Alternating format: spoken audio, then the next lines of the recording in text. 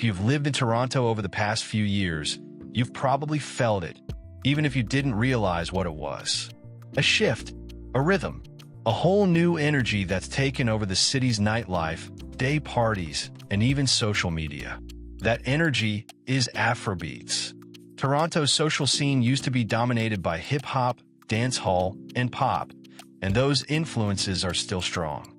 But somewhere around the late 2010s, something changed.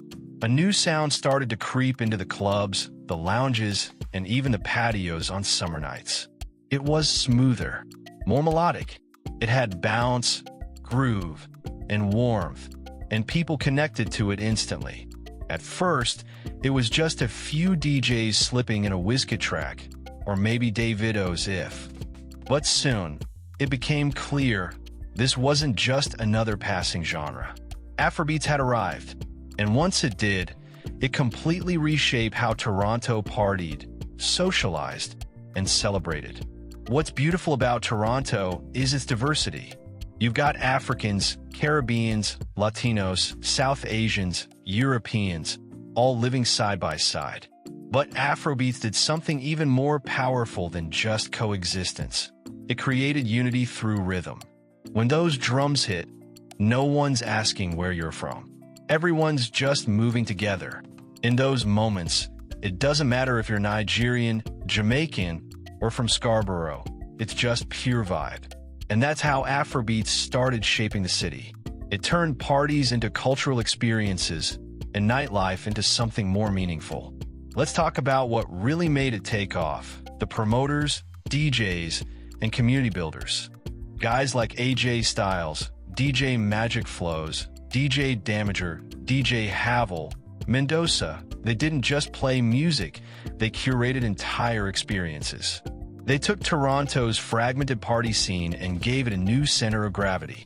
You'd see Afrobeats nights pop up everywhere: downtown, uptown, Brampton, Mississauga.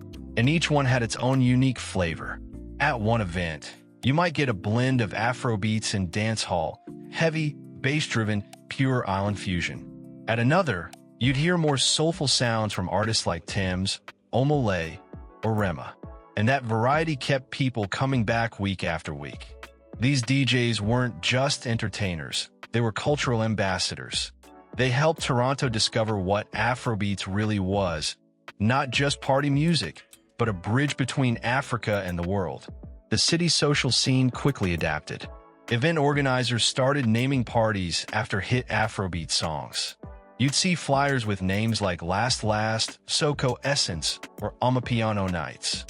The fashion evolved too. Suddenly, people were pulling up to parties in vibrant prints, head wraps, and encore-inspired fits. African fashion became nightlife fashion. Restaurants and lounges caught on next. Spots like Afrofusion lounges, rooftop day parties, and Afro brunches started popping up everywhere. People wanted spaces where the music, the food, and the atmosphere all matched, where jollof rice and suya could meet bottomless mimosas and live DJ sets. It wasn't just nightlife anymore, it was lifestyle. And Afrobeats made Toronto social again.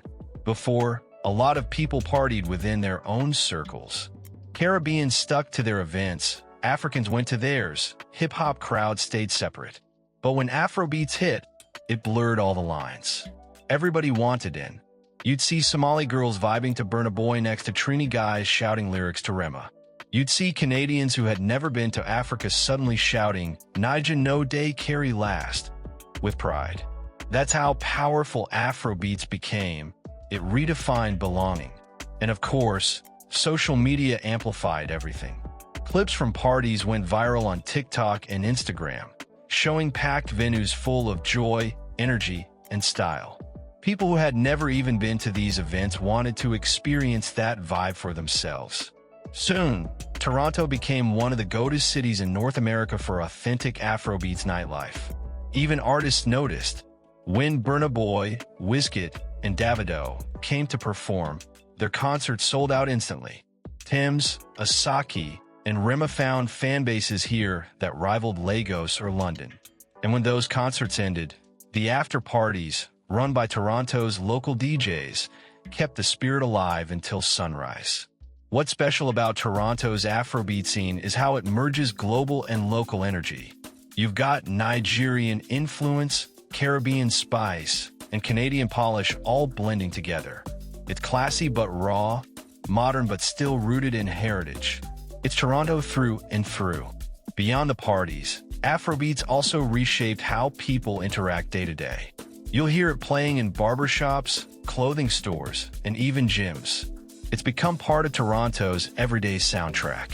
Even people who don't know the language hum along, because the rhythm doesn't need translation. For a lot of young Africans and Caribbeans living here, Afrobeats became a form of identity. It gave them something to celebrate publicly, not hide. It made them proud to show where they came from, and it gave everyone else a window into that pride. And that's what truly shaped Toronto's social life.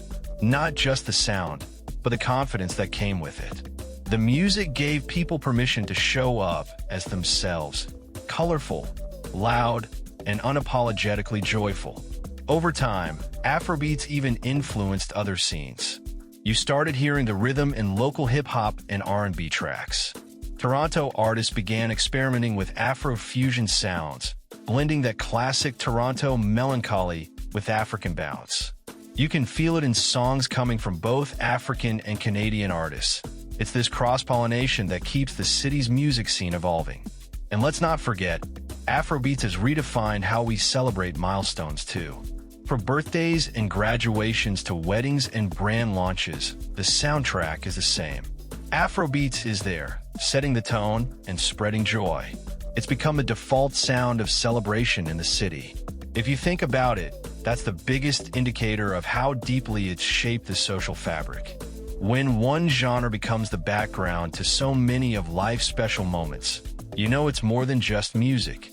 It's culture, it's energy, it's identity.